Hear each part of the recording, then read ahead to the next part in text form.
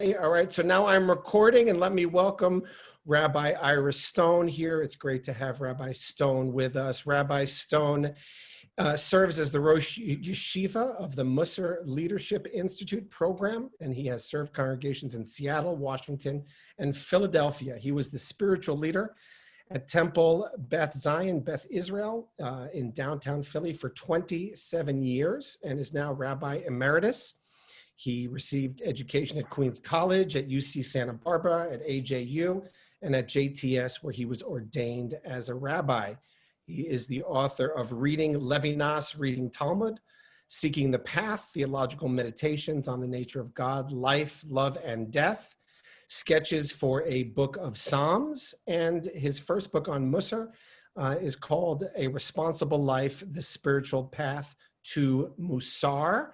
He was also my teacher when I was a student at the seminary. And when I think, Rabbi Stone, what I've been doing is try to invite some of my teachers and to teach their teachers. I think it's wonderful that you are present to be able to teach this congregation and to lead us in Mussar. Now, I say Mussar. So is it Mussar or Mussar? Yeah, it depends on whether you're speaking Yiddish or Hebrew. I find on the West Coast I get criticized for Yiddishizing everything. So Rabbi Stone is here from Mussar, and as I mentioned before we started, Rabbi Stone is going to be our guest scholar throughout the period of Elul and heading into the Yamim Noraim. And one of the things that I have been come to notice and appreciate about Beth Shalom is that in the 1990s, Rabbi Lew really began where you see everywhere, the movement for mindful and meditative Judaism, which really struck a chord and developed a practice that a lot of members of our community still do and still find a great meaning in. I have been thinking about what's coming forward into the 2020s, and I think that just like Rabbi Lew's mindfulness and meditation really resonated at the turn of the century, I think as the turn of this epoch, which we're currently in the midst of turning, Mussar is going to be especially important.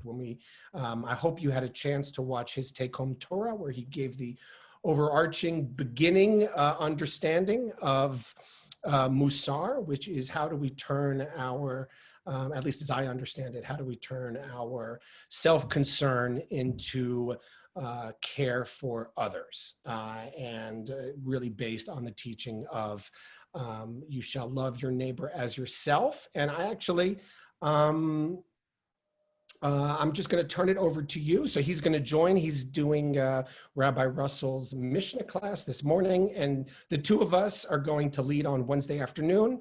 I've been teaching Rabbi Gilman and Rabbi Tucker and Rabbi Lamb and Martin Buber.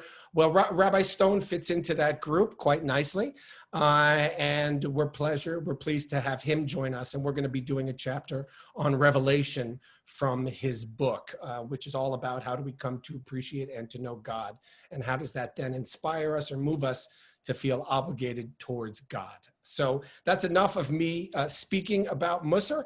I'm going to turn it over to Rabbi Stone. And again, if you have any questions, just let me know in the chat. And thank you, Rabbi Stone, again for joining us. And I personally look forward to all of your teachings as we prepare for this very unusual high holidays. Thank you, Rabbi Ain. We go back a few years, and it's great to see you. And it's wonderful to be here with all of you. So what I'd like to do is, in a sense, use the Mishnah as the starting point for understanding how and why Mussar developed and what it is. Because on a certain level, though this might be a little bit too general a statement, but on a certain level, the Mussar is the anti-Mishnah, right?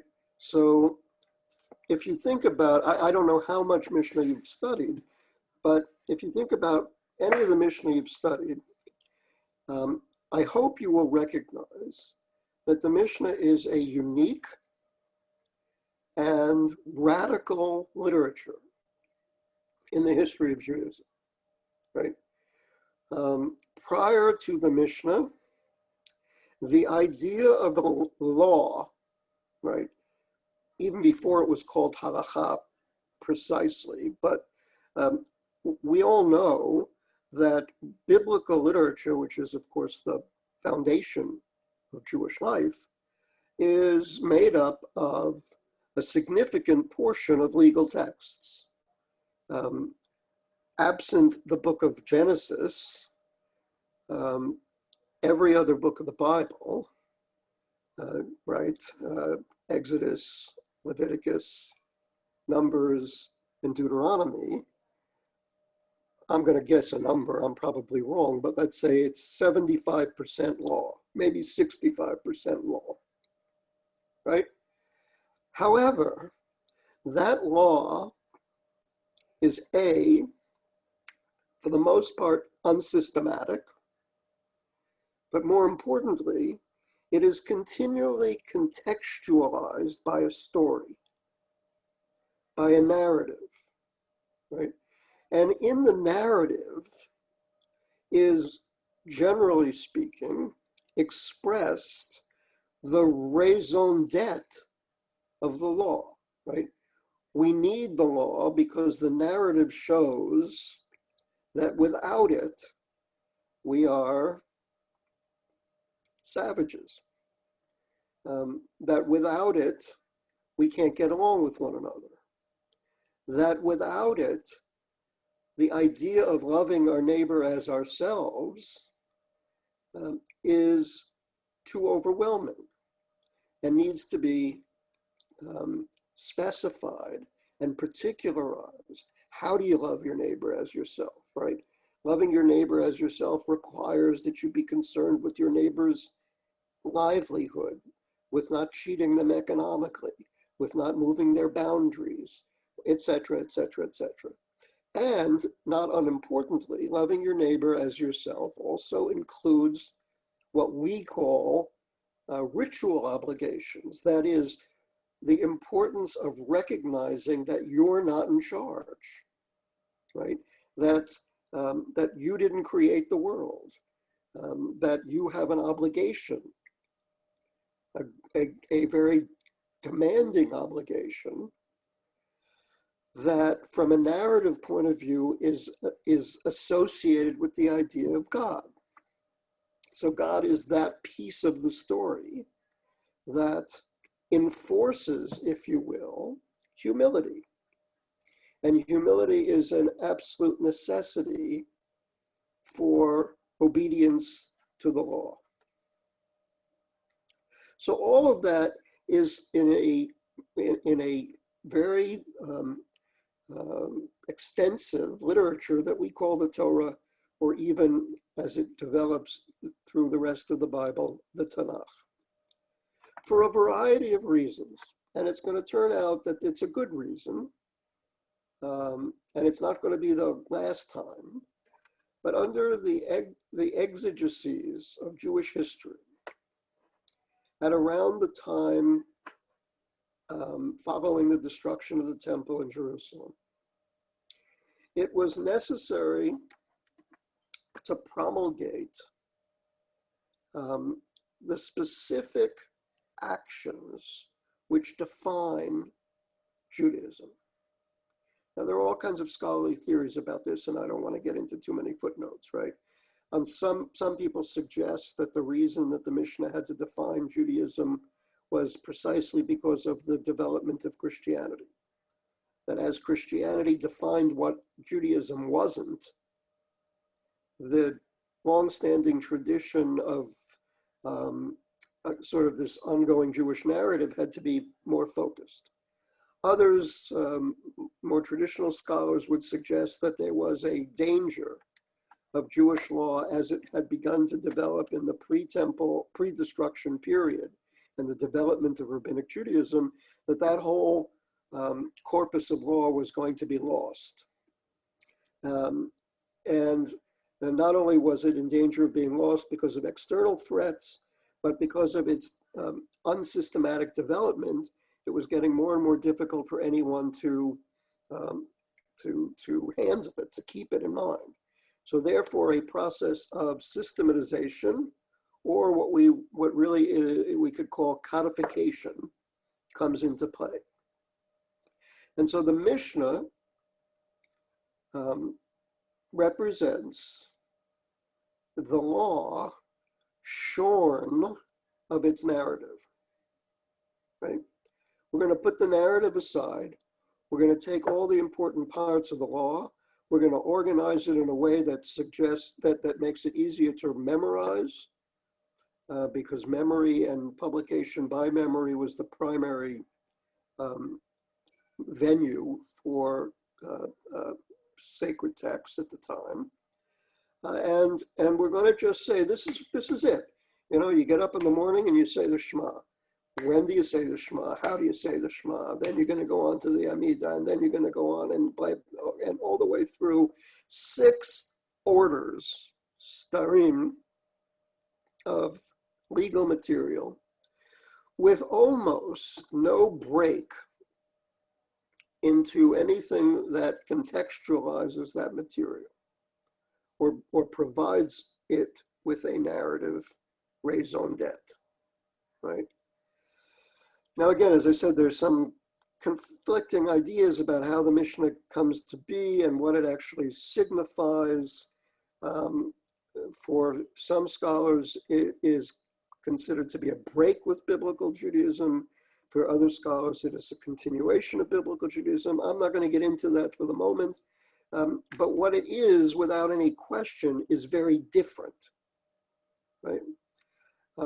So different that I suggest, and I'm not sure how many other scholars would agree with me, but I think others would, that it was rejected almost from the moment that it was published. Not that the content was rejected, but the form was rejected. And almost immediately after the promulgation of the Mishnah, you begin to see a literature grow up around it, which attempts in a new cultural milieu to provide the narrative which the Bible had provided for its legal texts. And that, of course, is the Talmud. So from the moment the Mishnah is published, theoretically in the year 200 CE, it generates 5 centuries minimally, it could be more, according to some scholars, of narrative discussion. Some of that discussion is in the guise of legal debate, and much of that discussion is not legal at all. In fact, in the Talmud, for the most part, what the law actually is generally irrelevant, which is important because it means that the Talmudic rabbis, for the most part, do not disagree with the Mishnah. So when I say that the Talmud reflects a rebellion against the Mishnah, I'm not saying that the Talmud reflects a rebellion against the law of the Mishnah, but specifically the format of the Mishnah. How can you teach law without teaching narrative? And the narrative part of the Talmud is what we call Agadah.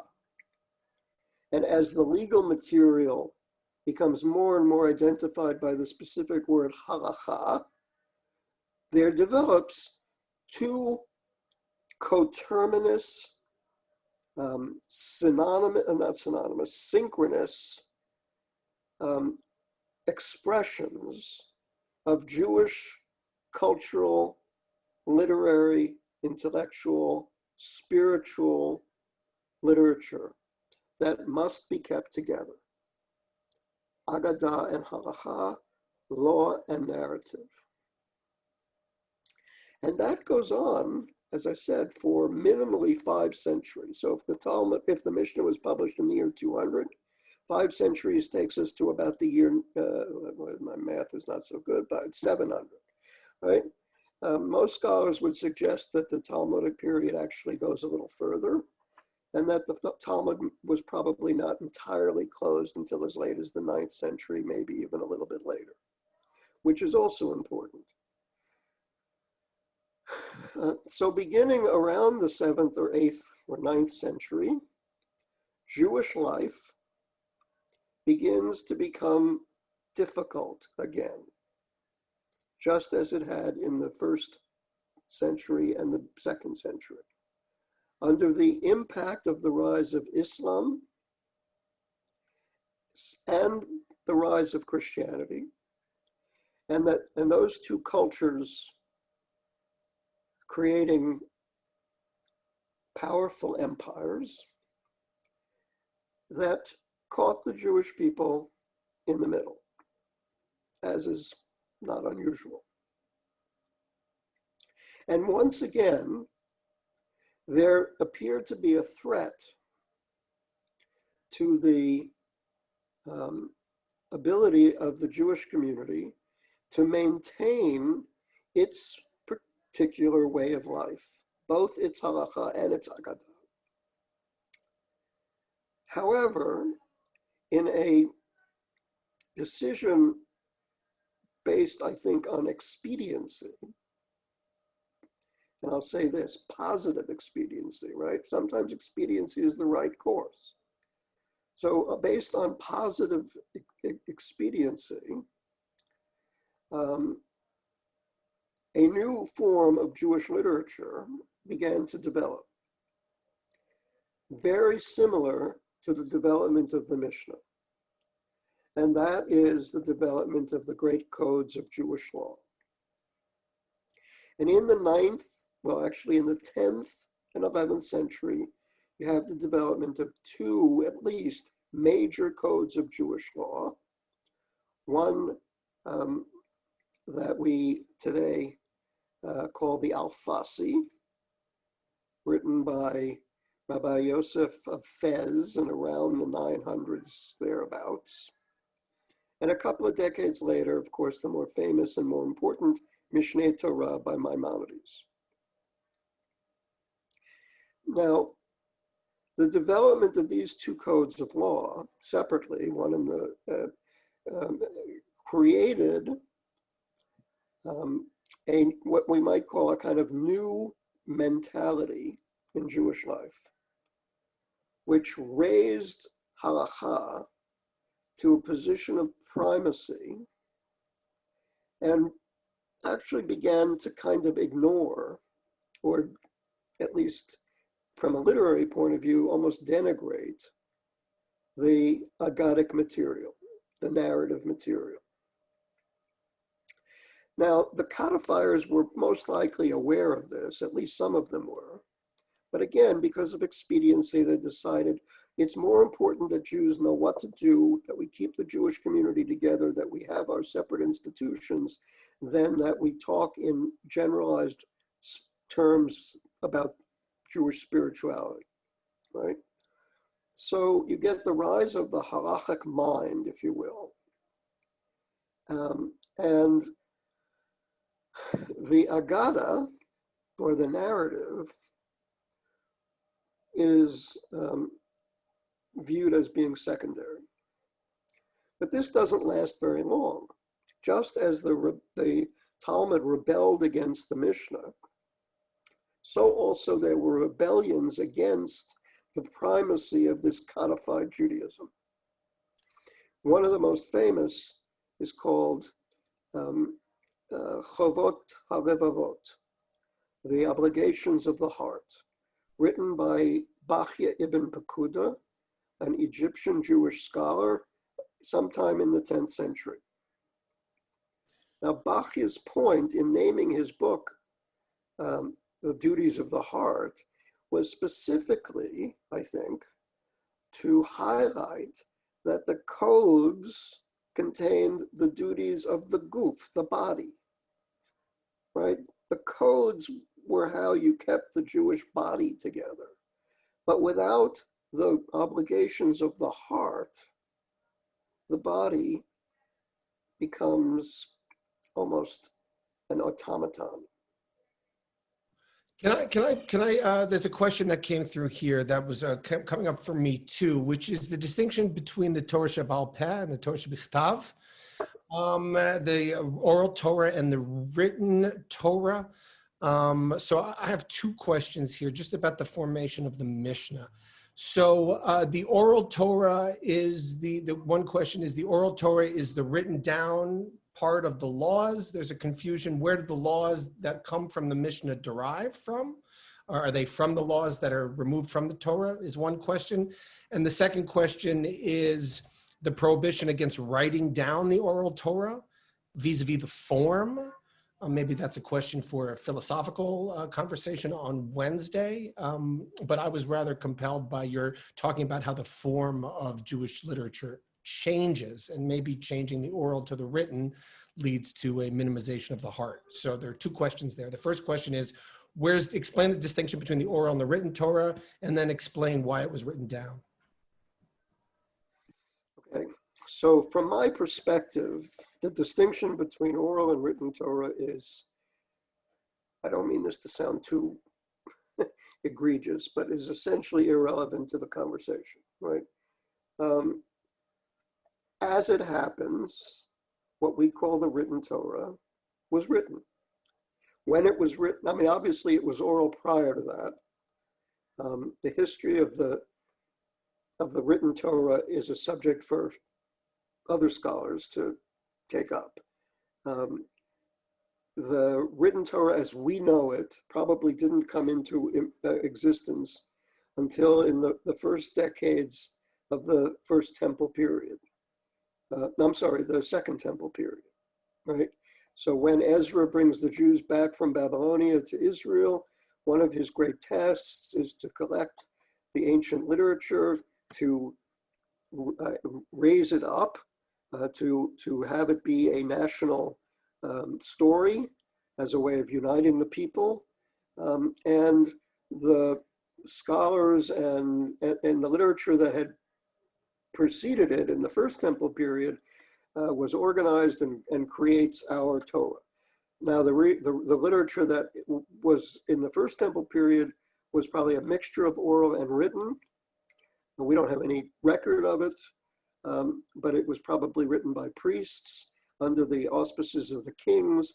It's a long process taking over centuries, et cetera, et cetera. So that's a whole other subject that I don't really want to get into. But yes, by the time you get into the second period, temple period, you have a written text. We also recognize that when the Jewish people were in exile, there developed a need to create an interpretive process to apply the fragments of the ancient literature to the contemporary moment of crisis as Jews lived in exile for the first time. And out of that moment of crisis developed the interpretive process that we call midrash. It becomes even more pronounced during the Second Temple period as part of his program. Ezra institutes the reading of the Torah on a regular basis. Most of the people in Israel in the early Second Temple period do not speak Hebrew. They speak Aramaic. Therefore, the Torah has to be translated. They don't have books, but they have a translation system where somebody reads a verse in Hebrew and then translates it into Aramaic. Translation is always an interpretive process. So as the text is translated, it is also being interpreted, et cetera, et cetera. You see, I could go on for hours just on that question, and I don't want to, right? So basically, I'm starting from, we have a written Torah. What's important about that written Torah is not that it's written for me, but that it contains law and narrative. Then you have what we call the oral Torah. Scholars have pretty much proven that orality was the main way in which interpretive texts were communicated in the late Second Temple and early post-Second Temple period, right? And that a decision was made to distinguish between this Torah that was held up as being kind of God's word. I say kind of God's word. By this time, it is considered God's word. And to differentiate from that, human interpretations of that are not written, right?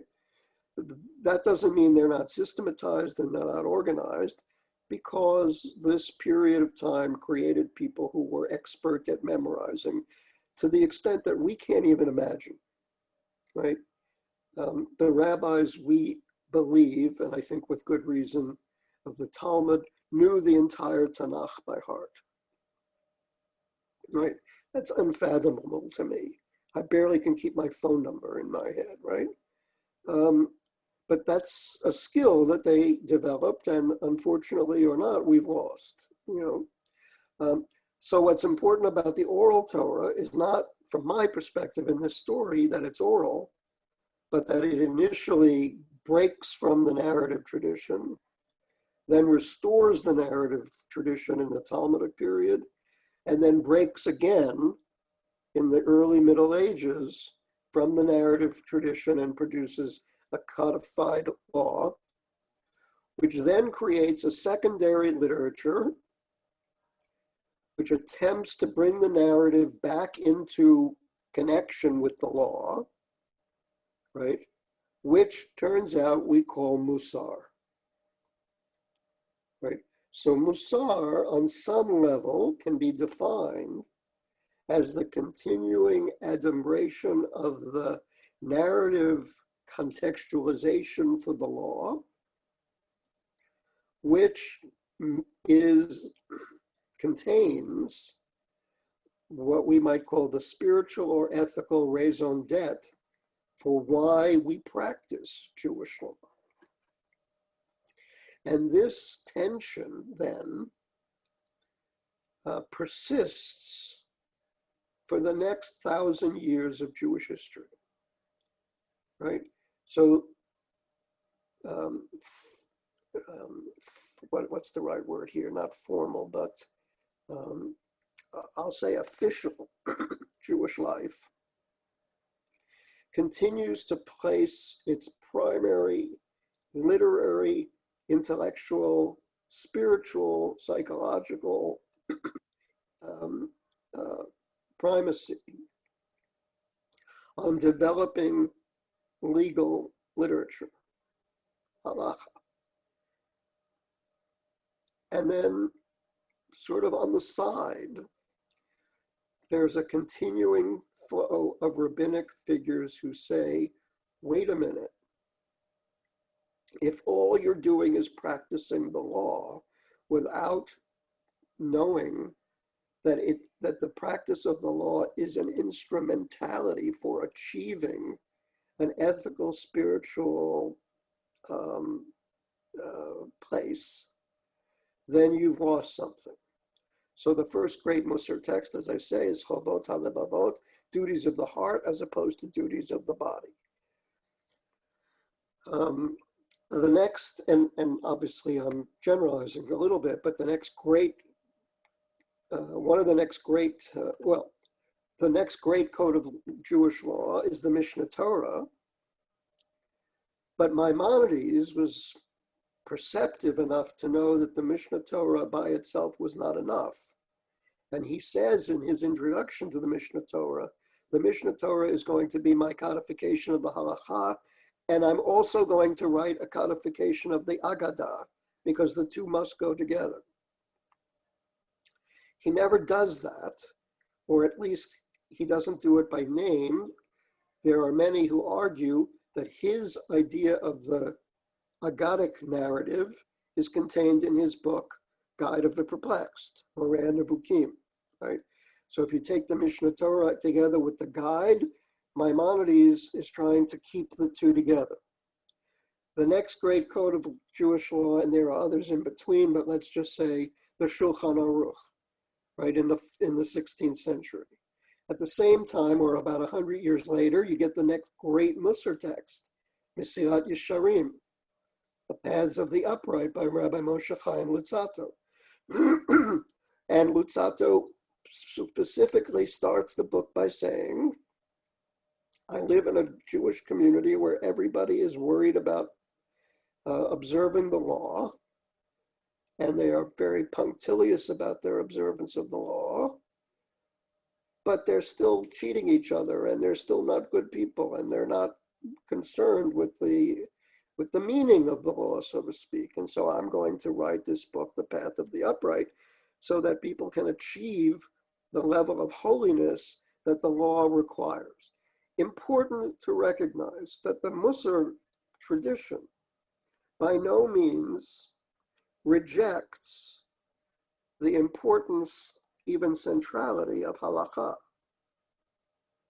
However, what it says is that halakha is simply not enough. It's the first step. And it requires amplification, if you will, into the world of the narrative in order for it to be effective. So in biblical and rabbinic period, you have essentially halakha and agadah. I would argue in the later period, beginning in the Middle Ages and onward, you have halakha and mussar. Right? The two are contained together the entirety of Jewish experience. Never again, for better or for worse, are the two fused into a single literature, right? At least to my knowledge.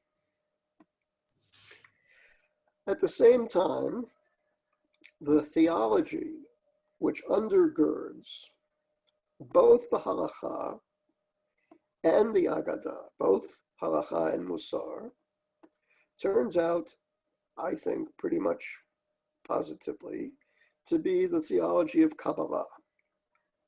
Right? So the literature of both the Bible and the rabbinic period, with its fairly simplistic theology regarding God and God's place in the world, has morphed, also under the pressure of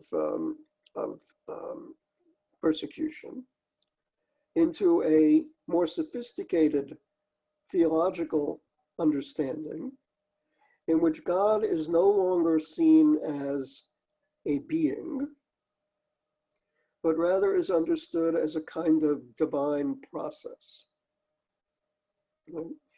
And the role of human beings in this divine process grows exponentially in the Kabbalistic material.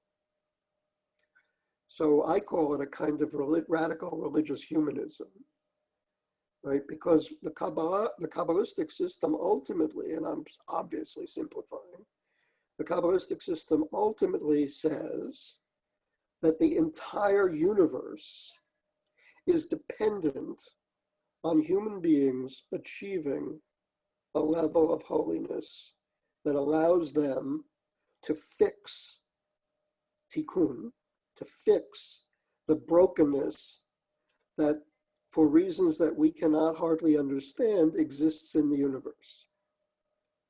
And the only agent that is available, so to speak, to fix this brokenness is us. Therefore, as Kabbalistic theology grows or flourishes, both halakha and mussar take on a greater level of spiritual importance. Right? You're no longer simply doing what God said when you observe halakha or agadah or mussar, but rather you are actively contributing to the refinement and ultimately maintenance and then ultimately perfection of the universe, right? So almost I would say every great Mussar teacher is also one of the great Kabbalistic thinkers of the Middle Ages and the early modern period, all the way up actually to the modern period, where you have figures like Rav Kook, not only writing his mystical work, but also writing Mussar texts. Do you have an opinion as to why the prophets, I mean, you know, you talk about the heart being lost and people being punctilious in their halachic observance. I can't help but be struck by Isaiah's comments. Why was Isaiah, I guess, pushed to the side in that process of codification? Because it seems to me that Isaiah is a Mussarnik. Yeah, obviously we're speculating, but my guess would be that the prophetic voice was succeeded by the priestly voice. And the priestly voice saw the process of perfecting the universe as centered on the temple ritual. It assumed that, of course, the temple ritual should be practiced by people who had a good heart. But it was more important that it be practiced than that you check for how good the heart was. I mean, that's my guess. Look, I think you can ask the same question from the beginning of the biblical period to our own period.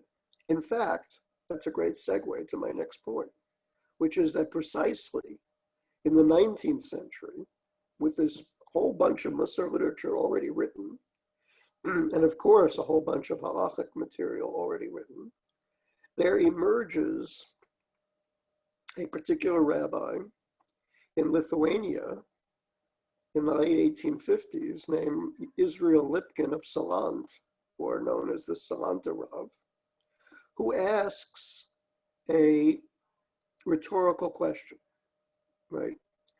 Now, I don't know if he asked this exact question, but he had to have asked something like this question, which is, if we have all this material that tells us how to be good, if we have a Torah, and we have a Talmud, and we have Mussar, and we have prophets, etc., why are we not? What's so hard about being good? And of course, by good here, he means more than just nice. He means precisely dedicated to serving our neighbors as ourselves, right? And he answers the question in an extraordinarily interesting way, particularly because he's living in 19th century Europe. And he says it's because we are not in control, our conscious minds are not what controls our behavior. You can read all the books about being good you want. It isn't going to change you, at least very rarely, right? Rather, it is our unconscious mind. It's the forces that we are not consciously aware of that guide and direct our behavior. He calls that the soul roots, right? That are so, right? Now, he's living probably, I don't know, a couple of 100 miles from Vienna.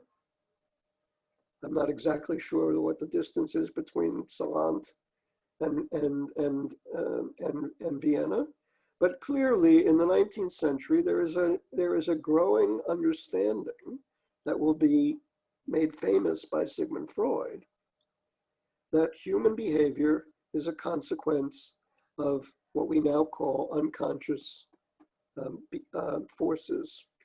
And therefore, in order to change human behavior, you need to be able to get into or underneath the conscious mind and diffuse, I guess is the right word, the sources or the forces that give rise to the kind of behaviors that undermine the structure of the universe. Right? Speaking broadly, he calls the most pernicious of those unconscious forces the Yetzer Hara, right? Which we translate or have translated over the years as the evil inclination. The opposite, obviously, of the Yetzer Hara is the Yetzer HaTov. So that human beings are confronted, if you will, in their unconscious mind by a continuous choice between Yetzer Hara and Yetzer HaTov. And mostly they choose Yetzer Hara. Now, parenthetically, let me just point out right at the beginning, and this is essential for the understanding of contemporary Mussar, is that we do not any longer, I do not any longer translate Yetzer Hara as the evil impulse. I think it's a mistranslation, right? Because if we look at the sources of rabbinic literature around that phrase, the Yetzer Hara is not evil. The Yetzer Hara is essential for human existence, right? The rabbis, for example, say that if it wasn't for the Yetzer Hara, no one would get married, no one would take a job, no one would build a house, right? So obviously what they mean by the Yetzer Hara is not some metaphysical evil inclination, but rather the necessary inclination to preserve the self, right? And so by inference, what they mean by Yetzer HaTov is the equally necessary force to serve the other, to do good for the other. And in fact, the rabbis, after having created this dichotomy of Yetzer Hara and Yetzer HaTov, argue that there's really only one Yetzer. And so it isn't that there's a Yetzer Hara and a Yetzer HaTov, it's that depending on how we deal with our Yetzer, it creates either Ra or Tov, right? So if we understand Yetzer as being the force that propels us to persist in our being, right? The force that propels us to maintain our selfhood,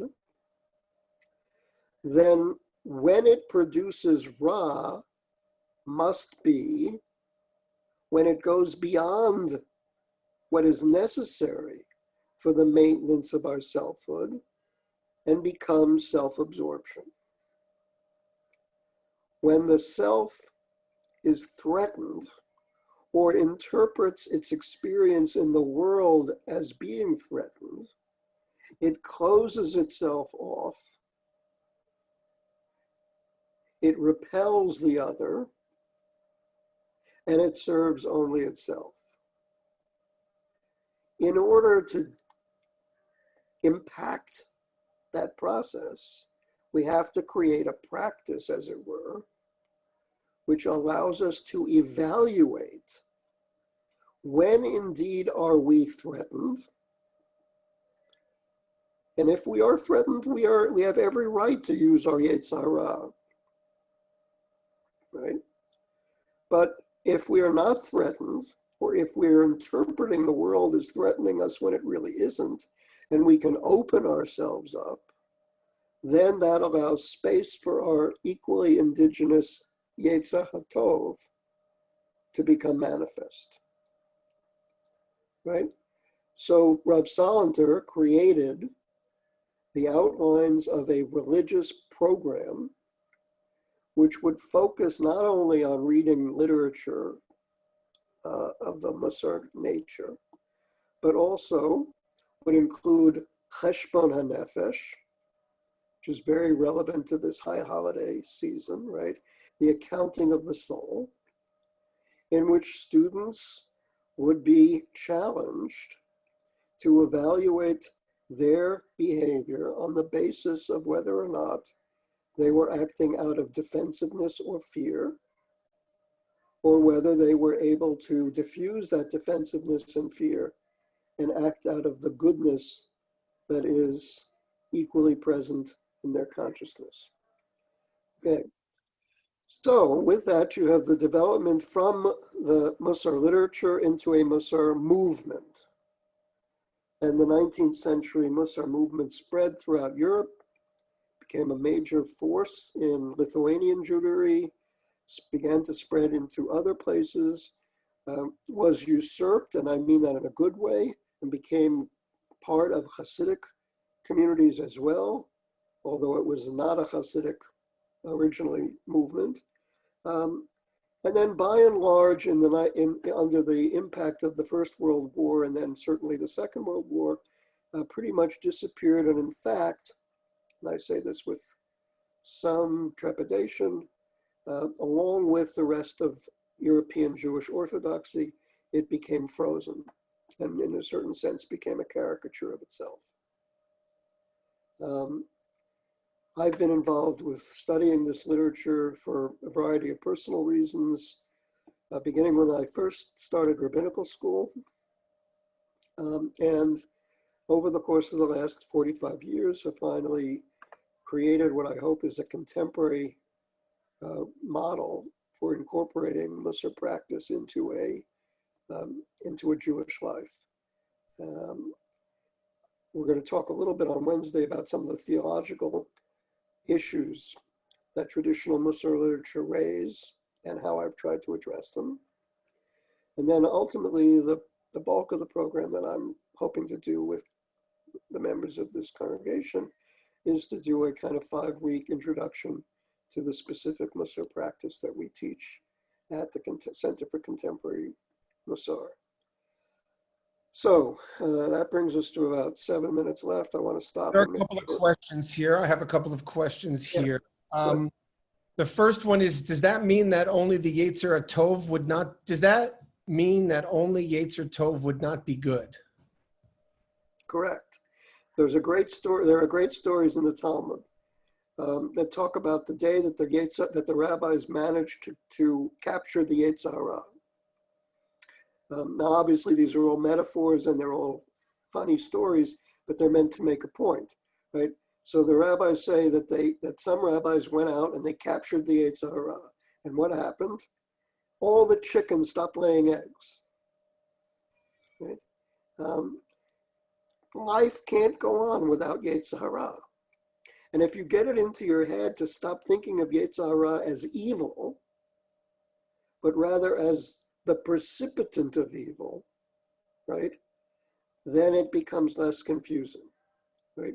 It's not that life can't, it is precisely that without some mechanism for maintaining appropriate self-esteem, appropriate self-identity, there could be no life, right? I mean, let's face it, I don't want to get too graphic here, but without lust, there can be no life. Without some tinge of greed, there can be no life. Greed and lust are, of course, the words we use for when these urges turn nefarious. But the urge is there, right? So when let's get graphic. When the normal urge to procreate turns into an obsessive, abusive urge, then you've gone from appropriate Yetzer expression to Yetzer Hara. My second question is, well, this one's my question. So I was reading some Young over the weekend, and he talks about triggers. And, you know, when you are confronted with triggers, it makes you, you know, this is younger, you know, it makes you not capable of, I guess, responding to your Yetzer Tov, but you go directly to the Yetzer Hara, to use this terminology. Is your contemporary Mussar practice aimed at ameliorating those triggers? And if so, how? Okay, so absolutely yes. is the first part of the answer, and the second part of the answer is take the 5-week program. Right? We have developed a practice. It's guided by a protocol. Now, my partner, Dr. Beulah Trey, is a psychologist. Now, we don't do therapy. We stay very far away from therapy, but we use contemporary psychological ideas to create a protocol of questions which a person can use in evaluating his or her particular behavior or state in a particular moment. And one of those questions, for example, is, did you feel threatened? What were you afraid of? Is the fear real? Right? If I'm afraid, let's try to think of a quick example, right? Someone in my office where I work has started some kind of rumor about me that has turned people in the office against me. And I am incensed. And when I have the opportunity, I do something to undermine the well-being of that person, right? I mean, that's a Yetzer Hara situation. So obviously, one of the first things is to identify what is it you're really afraid of in that situation, right? If you're afraid that you will be overlooked for promotion, or you will be falsely accused of something, then what midah, right, what character trait could you use to ameliorate the trigger, but at the same time confront the real issue? On the other hand, if it's just that turns out that this person has no power over you and really can't affect your life in any significant way, then do you really have to waste the energy of being afraid? In which case you might use another midah, like equanimity, right, to simply ignore it.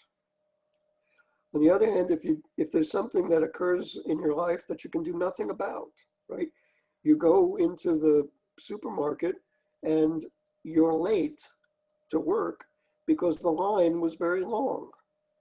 Well, being upset and angry and taking that anger with you out isn't going to change anything. So you use the midah of savlanut, which teaches that when you can't change a situation, don't spend any wasted grief on it, right, etc. I mean, I'm pulling from a whole bunch. Yeah. So I'm a rabbi. You're a rabbi. We meet people who have a lack of the Yetzer Hatov. Those who perhaps could use a little more Yetzer Hara. Those who perhaps are in relationships in which they're not able to stand up for themselves. And I'm wondering, does Mussar address that as well? Great question. Traditional Mussar, for the most part, didn't really imagine such a thing, at least as far as I can find. I would like to think that one of the great contributions to Mussar thought going forward that we've made at CCM is precisely in taking that into account, right? And by the way, I have to tell you that the way we came to this, for the most part, was by working with women, right? For a lot of women, the issue is not that they have too much Yetzer Hara, but that they don't have enough, right? That they're always doing for others, and that the doing for others actually contributes to their creating Yetzer Hara energy because they're so resentful. So I don't have the time, Dan, to go into it here, but what we've done is create a paradigm. And the paradigm is that think of yourself as being a nefesh. When the nefesh is closed, the Yetzer can't flow, and it creates raw energy. That's the typical situation. But just as, and similarly, if the nefesh is too widely open, it also creates Ra energy. So the goal is to help people create for themselves what we call a semi-permeable nefesh, strong enough to maintain the integrity of their selfhood, but open to the flow of the other. A sabra. That's it. Are there any other questions? Because we're out of time. Does anybody here have any outstanding questions? Feel free to unmute yourself if you do. Irene, is that you trying to talk here? There you go. Irene. I would like to hear that one more time because I think that is so good. Which part? The last part? The part where you describe the woman trying so much to do for others. If you can take us again through that path of the flow and the Ra. Okay, so we've created, based on Kabbalistic language, we've created a paradigm. The paradigm is as follows. There is a Ruach.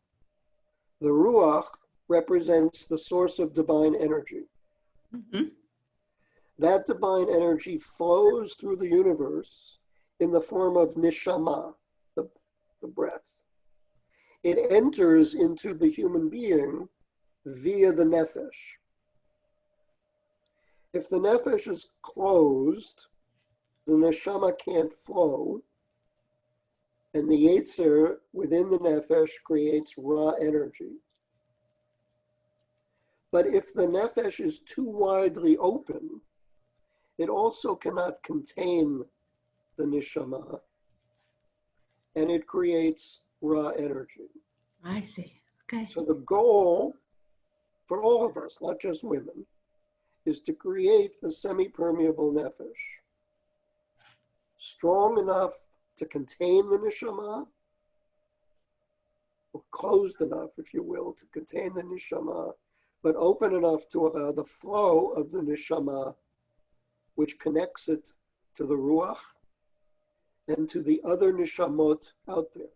So it's a balance between the two. Yes. And I would, again, advise, I don't know if advise, but I would invite you to join us for 5 weeks of what we're calling Seeds of Mussar, in which we're going to go through all the major ideas involved in our program. And with the hope that when we finish that part of it, there might be a group in your congregation that wants to, in fact, enroll in one of our permanent VODs, a group that works together through our 3-year curriculum. It's not an overnight process. Thank you to Rabbi Stone. I think this was great. I find it very moving, very much on point, and very needed in these days in which we're stuck in our homes and very easily can go into our own self-needs and get very defensive with all of the dangers. In fact, I've been thinking about my remarks for the Amin Noraim. We're very fearful about the dangers, and so we can go inside of our own homes and batter down the fences and keep everything out. And so I think the idea of creating a natural permeable way in which the neshama can flow in and out, where the neshama can flow in and out of the nefesh is a great framing and a great analogy. So thank you very much.